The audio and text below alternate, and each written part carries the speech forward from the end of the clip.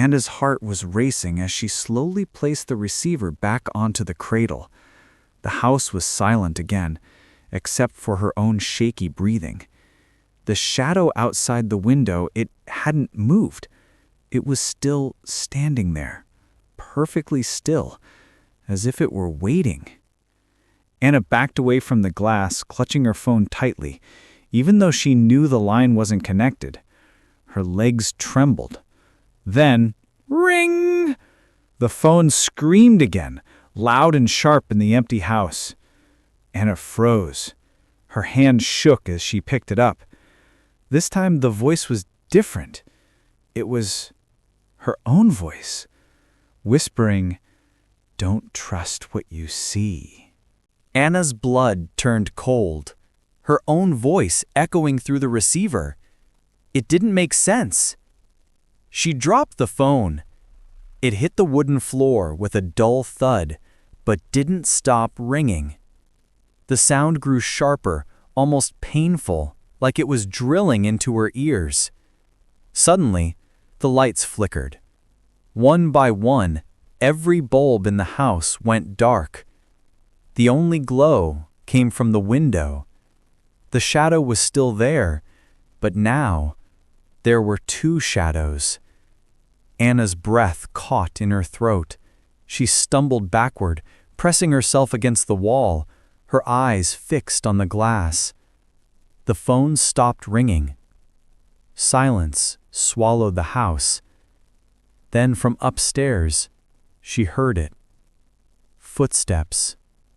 Slow, heavy, coming closer. Anna's chest tightened as the footsteps creaked across the upstairs floorboards. One step. Pause. Another step. Each sound deliberate, as if whoever it was wanted her to know they were there. She forced herself to move, tiptoeing toward the front door. Her fingers fumbled with the lock, metal scraping, heart hammering. Just as she turned the key, bang! A door upstairs slammed shut. The vibration shook the walls.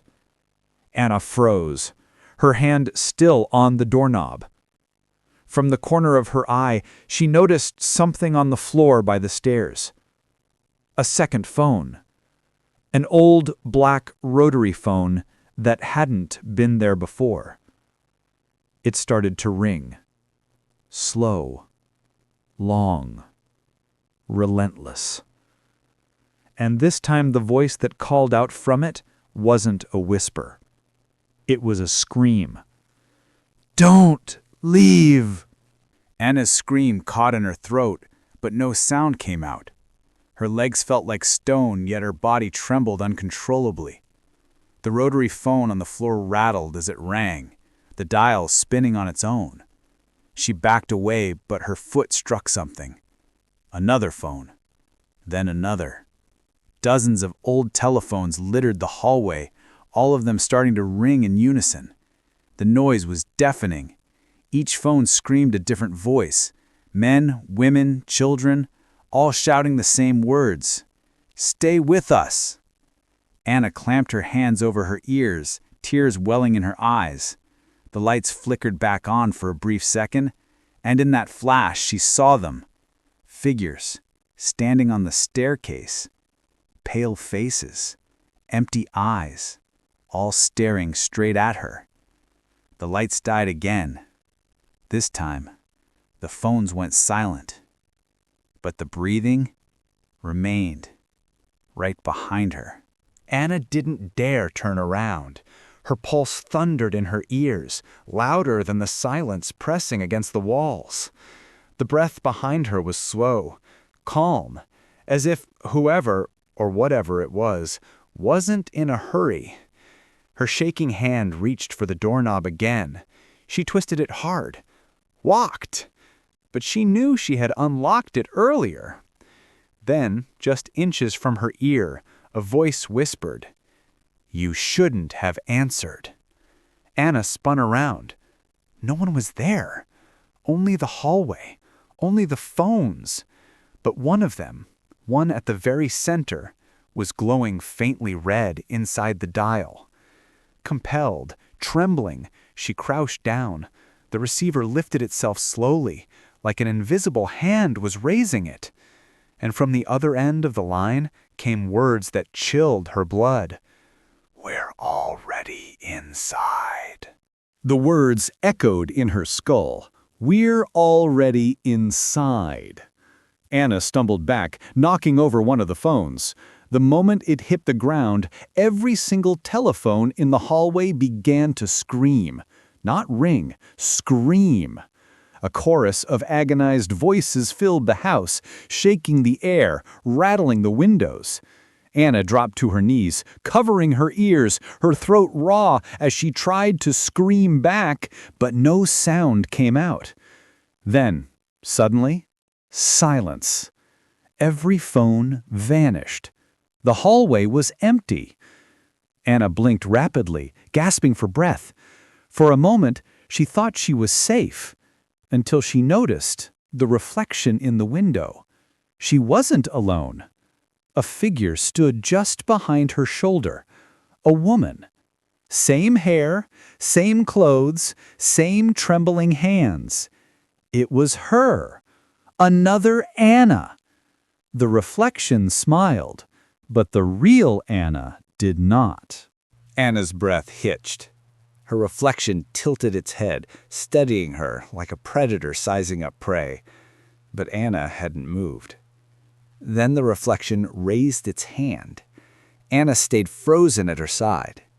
The smile widened, stretching unnaturally across its pale face. From the glass it whispered, though its lips never moved. "You're not supposed to be here." The room grew colder. Frost crawled along the window pane, spreading outward like veins of ice. Anna stumbled backward, but the reflection stepped forward. Its hand pressed against the glass, and the surface rippled like water disturbed by a stone. Her other self was trying to come through. Anna spun toward the stairs, desperate to run, but halfway up she stopped dead in her tracks. Phones lined each step now. Hundreds of them. Every receiver lifted at once. And from all of them came the same voice. Her own. Counting down. 3, 2. Anna's legs nearly gave out as the phones echoed her own voice, each one deeper and more distorted than the last. She stumbled backward, gripping the railing, heart racing. 1. Every light in the house flared at once, blindingly white. The reflection in the window stepped fully through the glass. Another Anna, identical in every way, but with eyes black as ink.